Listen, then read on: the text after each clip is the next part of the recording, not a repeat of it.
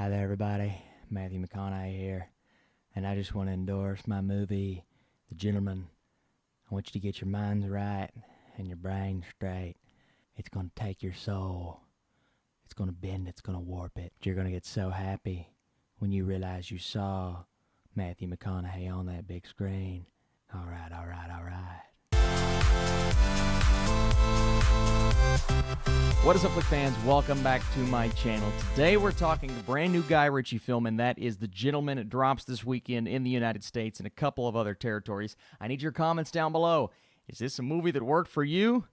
Are you a fan of Matthew McConaughey? All right, let's get into it. So a British drug lord tries to sell off his highly profitable empire to a dynasty of Oklahoma billionaires. And this cast is stacked. McConaughey, Charlie Hunnam, Jeremy Strong, Colin Farrell, Henry Golding, one after another, and it felt like every time they popped up on screen, even though I knew they were going to be in the movie, I was consistently shocked. And Hugh Grant, can't forget about Hugh Grant, but it has all the makings to be a really fun, entertaining, great time, but you look at what Guy Ritchie has been doing as of late, and not that his films have been the worst movies ever, right? But they just haven't performed as well as what I believe the level of he as a director actually is. Obviously, Snatch, Lock, Stock, everyone knows what he does best. He just hasn't done it in a while. He hasn't attempted to do something. Even Man from U.N.C.L.E., right? That's his style. That's his forte. And the fact that he's coming back to it, for some reason, had me a bit nervous, a bit scared. It's like, can he recapture the magic that he's been doing multiple times for multiple years? He's just taken a slightly long break from. And yes, he did. This is a really good movie. I'm not saying it's the best film that I'm going to see all year. I'm not saying it's a film that hit every point that it was trying to hit. I have a few issues within the script and the fact that multiple moments were predictable, especially when you get into that third act. They try to throw in twist after turn after twist after turn. I saw the majority of them coming. But with a film like this, you don't care. With a cast like this, you don't care. Matthew McConaughey, he's so good in this role, and I knew he would be, but it feels like he fits in the Guy Ritchie world. It feels like he knows exactly what he's doing with this script. Any other actor that would have been reading his particular dialogue in this script, I feel like it would have come off just not as intimidating when it needed to be. Matthew McConaughey is intimidating as this crime-esque boss in this film, and I'm like, dude, do more like this. I want to see this side of Matthew McConaughey more often. We've seen it before, but we just haven't seen it as often as I think it should be, especially after this performance. And then you look at a guy like Charlie Hunnam, and I like Charlie Hunnam quite a bit, right? He's always been more of a TV actor for me. He's popped up in movies here and there, obviously something like Pacific Rim, but this is the best he's ever been on the big screen. He owns every single scene. There's one scene, I believe it was released online, involving him and a gun. That's all I'm going to say. But he's supposed to be intimidating, and I bought it. I felt it. I'm like, yep, I would be afraid of Charlie Hunnam in that moment, and I would probably back away slowly too. So Charlie Hunnam kills it.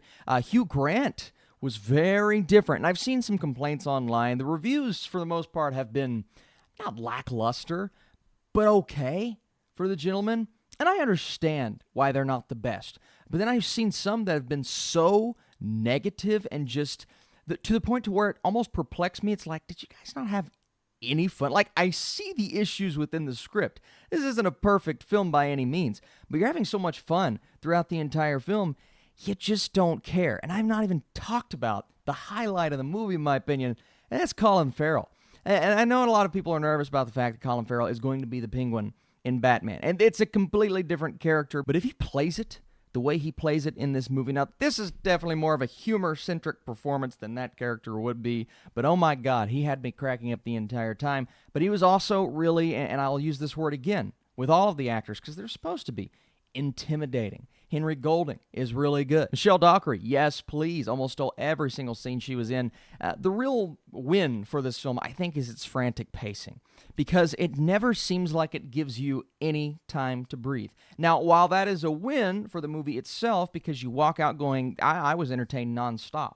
Like, it never ends. And sometimes, getting back to the point I was about to make, that's not a great thing. I think for this film, it works more so than it would other movies, but I also needed just a tad bit more time to let these characters breathe, a bit more time to allow them to build up in such a way that maybe, and not relatable is not the word, but maybe felt for them a bit more, had more of an emotional connection, because you're on board. And the way they tell this story, mostly through Hugh Grant telling this story and then how that story begins to interweave and connect in that third act, I thought was really cool.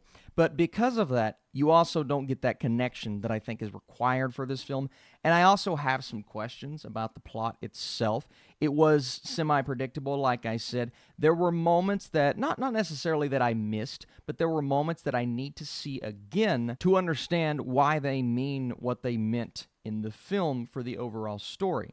So this is a movie I'm going to watch again. This is a movie I do not care one bit to watch again because I had such a good time the first time, and I feel like eventually my score could actually go up because I feel like in general, Guy Ritchie movies in this vein, the more you watch them, the more you appreciate them, the more you learn about these characters and what he was actually going for with the plot. The Gentleman is a really good time in the theater. Another surprising January movie with a great cast, an action-centric plot, and just a good overall time. And if you guys enjoy this video, if you like what we do on this channel, be sure to smash that thumbs up button. And I will definitely do more, including The Turning, later on tonight. So get excited. My score for The Gentleman is a 73%, a solid 7 going on 8 out of 10 movie. Like I said, I need to see it again to get there, but I had a really good time. If you guys are looking for a blast in the theater in January, The Gentleman may be the movie for you.